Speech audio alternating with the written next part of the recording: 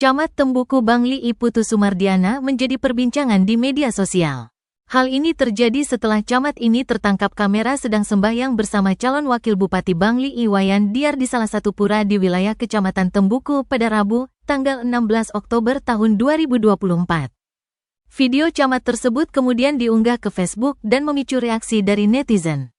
Anggota Bawaslu Bangli I Nengah Purna mengaku belum mengetahui secara pasti soal beredarnya video camat di medsos. Purna hanya mendengar informasi adanya oknum ASN yang sembahyang bersama paslon.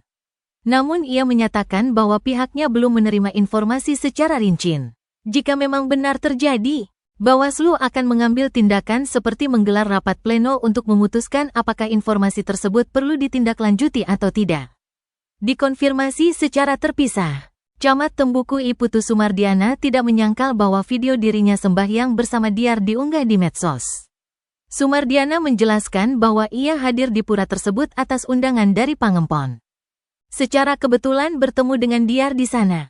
Sebagai seorang camat, Sumardiana menegaskan bahwa ia paham dengan aturan, termasuk larangan untuk memihak paslon atau ikut serta dalam kampanye. Saat bertemu dengan Diar, mereka tidak membahas politik, apalagi berkampanye. Sumardiana mengaku hanya berbasa-basi.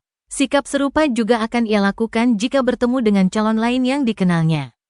Jika video ini berujung pada tindak lanjut dari Bawaslu, Sumardiana siap memberikan keterangan dan menjelaskan yang sebenarnya terjadi.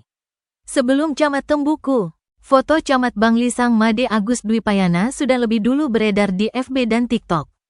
Dalam foto yang dikemas menjadi video Dwi Payana terlihat sembahyang bersama calon Bupati Sang Nyoman Sedana Arta.